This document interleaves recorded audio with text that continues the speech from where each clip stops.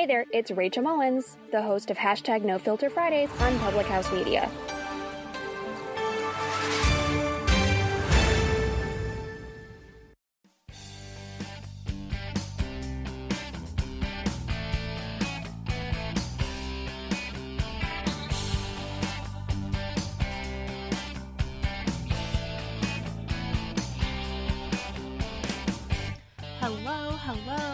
Welcome and thank you for joining the Confessions of a Military Spouse podcast on whatever day it is that you are tuning in. I'm your host, Jenna. I'm a military spouse of 10 years, a mom, a registered and certified dental assistant, and a certified phlebotomist. Again, I just want to say thank you for taking me with you wherever you are and being here with me today. And if you find that anything in today's episode resonates with you, or if you know of someone else who could hear this episode, please share it. As always, I appreciate any and all feedback. So if you would like to leave me some feedback, please feel free to email me at confessionsofamilspouse@gmail.com. Or you can find me on Facebook at Confessions of a Military Spouse, on Instagram at Confessions of a Mil Spouse, or at publichousemedia.org. And since we are on the topic of feedback, I'd like to talk about that for a minute because that's definitely what inspired this episode. I recently received feedback from a listener that my podcast was only negative about being a military spouse, and if anything, it seems like I'm trying to deter people from being military spouses.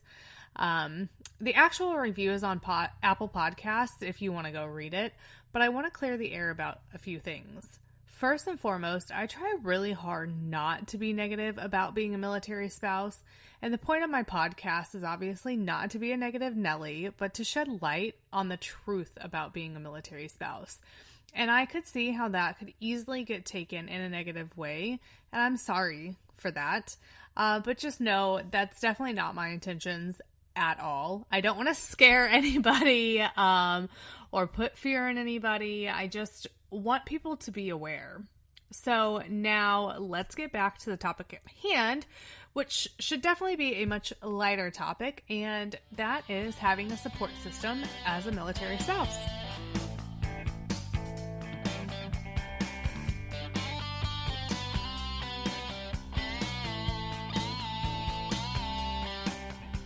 So I am a firm believer that having a support system, no matter who you are, is super important. I know a lot of amazing and super strong people in my life, but it doesn't matter who you are. No one is strong enough to do it all on their own, and that's why a support system is so important.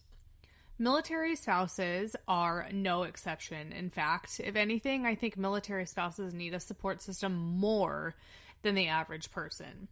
As a military family, we don't get to choose where we want to be stationed. So most of the time throughout the military member's career, we are not stationed close to family, which means we're not stationed by any parents, siblings, grandparents, aunts, uncles, etc.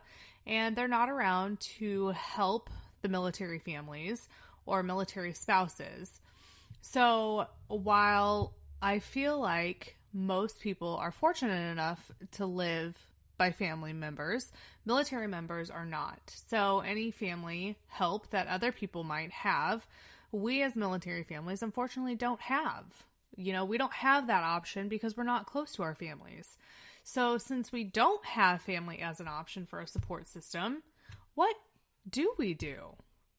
When I sit there and think about it, the answer to that question seems simple enough, right?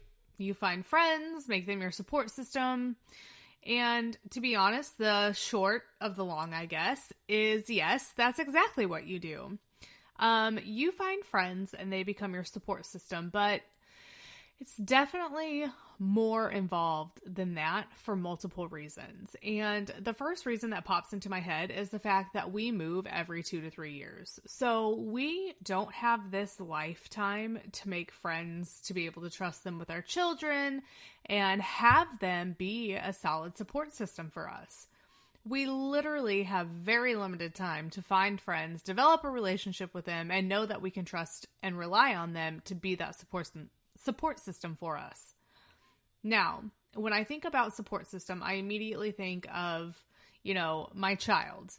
But a support system doesn't have to be only for those people who have children.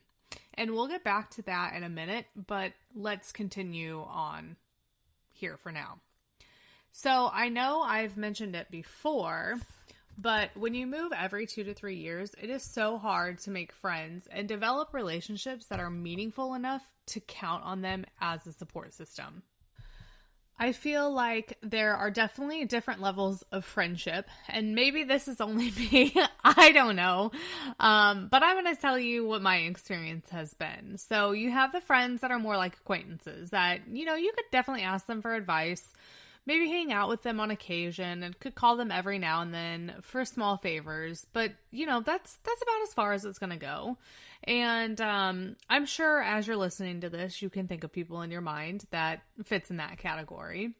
And then I feel like you have the friends that are what I would consider like in the middle, where you can definitely talk to them, ask them for advice, but you aren't going to tell them like your deepest, darkest secrets. You hang out with them, maybe once or twice, not all the time. And you can definitely call on them for favors, but they're not someone that, you would solidly count on all the time. And when I think about these type of friends, I think about like my husband's friends and, they get together and their spouse and I just so happen to click, but, we won't be best friends, but we are going to hang out whenever our spouses hang out, like that type of thing.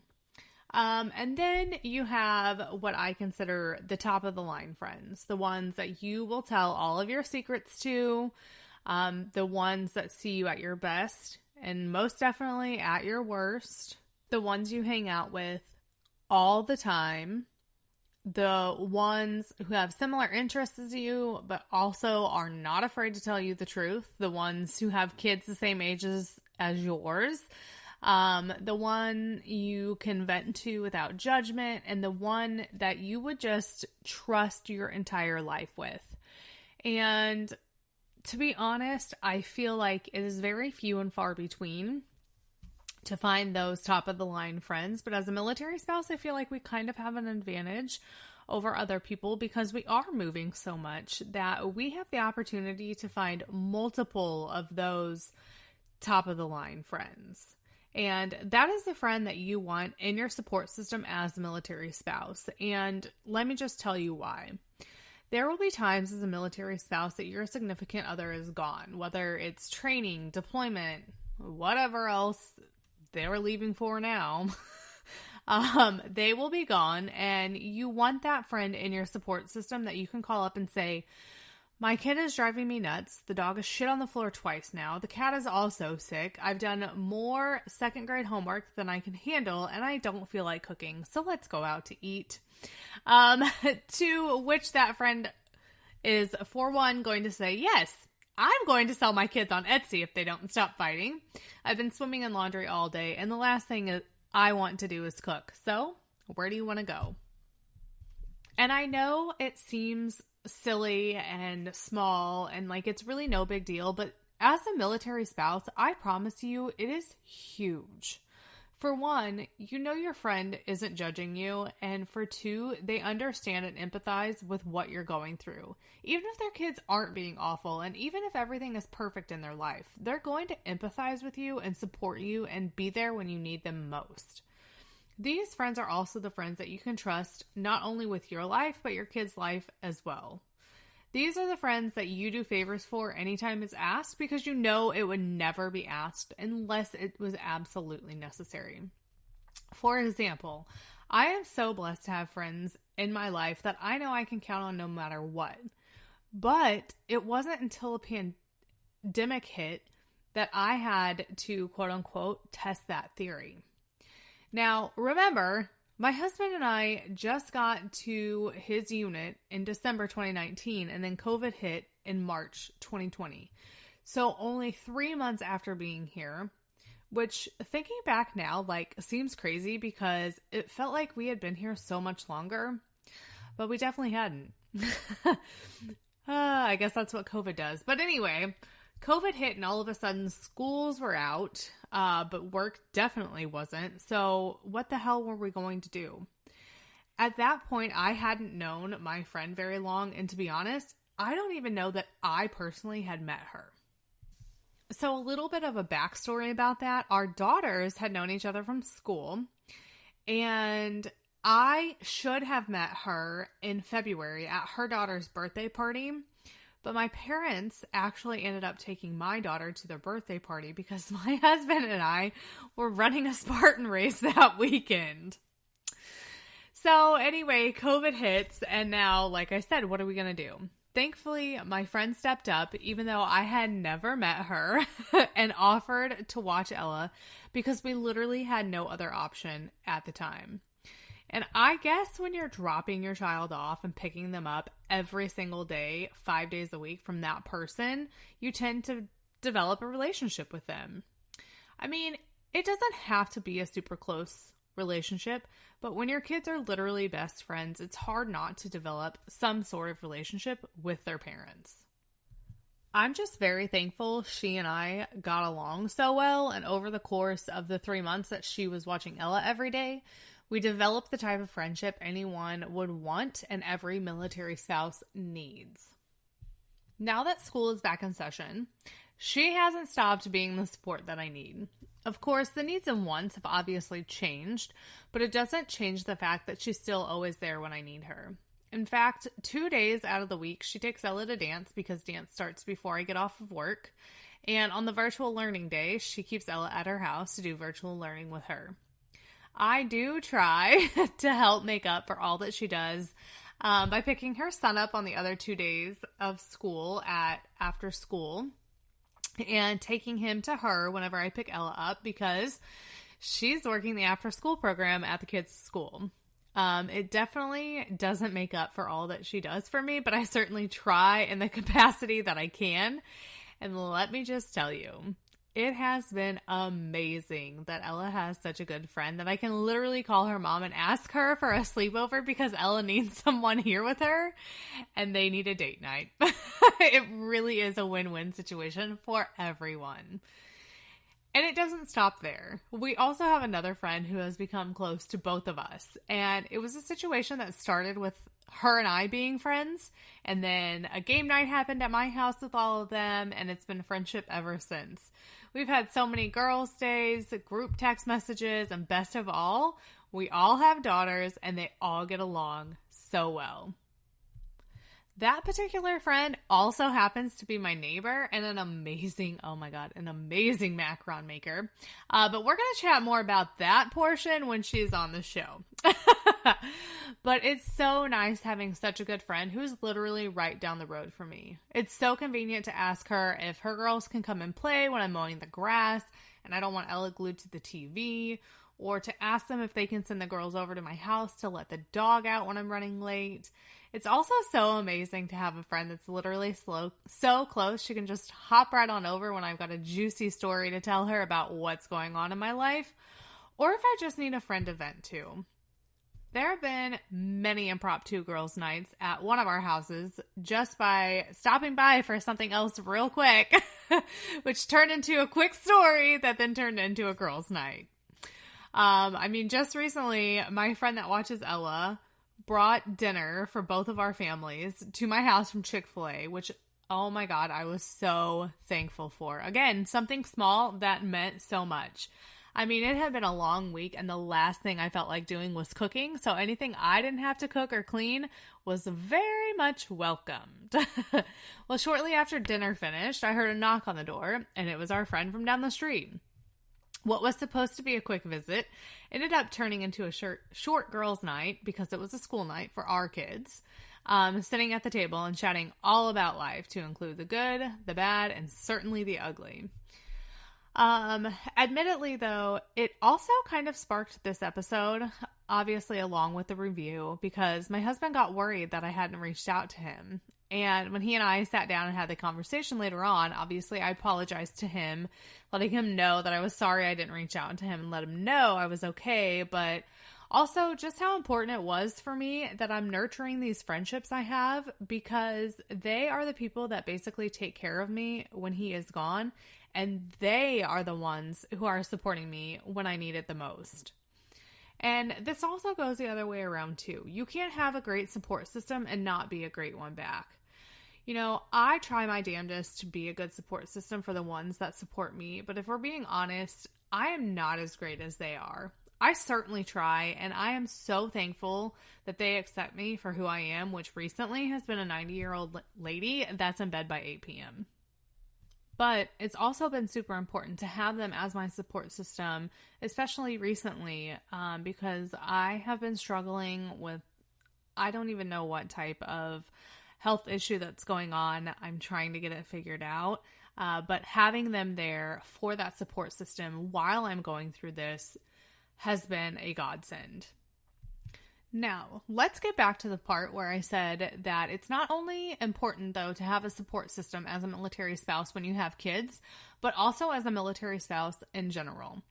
I remember being a new military spouse and having no knowledge. Like, I felt so lost and confused that I think it was in that moment is when I decided to not take an interest in actually what was going on in my husband's life with his career. I talk about it a lot. I don't know a lot about the military world and life and things, that my husband does at work. And a lot of it was because early on in my career as a military spouse, I say career, but as a military spouse, I didn't want to be involved. I didn't want to know anything. I wanted to be identified as my own person. And so I pushed it away as much as I could. And now, I definitely regret it. I wish I would have jumped in a little bit more. But, he couldn't explain to me what I needed to know. But I also didn't know anyone who was a military spouse that I could have as a support system. And like I said, for a long time, I led a very isolated life and was very dependent on my husband. Not that it's not okay, because you guys, I still depend on my husband so much. However, what I realized is that he could be gone at any given moment. And if that happens, it's so beneficial to have that support system. And if there is one piece of advice I could give my younger self as a military spouse, it would be to find that support system. Reach out, make friends, get involved. So that's the piece of advice I will give to all my military spouses currently listening. Get out there, find a support system, use that support system, you guys. Use it, because I promise that when your military spouse friends tell you they're here for you, they really are. They understand the struggle you are going through. Maybe they have different resources than you, maybe they're at a different place in their life than you. Maybe they just have a good bottle of wine to share, or an ear to lend, or a warm hug, because we all know everyone likes warm hugs. Either way, having a support system as a military spouse is one of the best things that I have invested in as a military spouse. I had the best support system in California, which I miss every day. But I also have an amazing one here too, that I wouldn't trade for the world. Now, if only I could get all of them at the same place where no one would ever have to move again, life would be fantastic. I know the chances of that, though, are very slim. But thankfully, we have amazing technology now, and I know that at any given time, I can reach out to anyone in my support system for help, and they would be there. And let me just tell you, I've had to do that a lot lately. Thank you so much for being here with me today and taking the time out of your busy day to listen to another Confessions of a Military Spouse episode.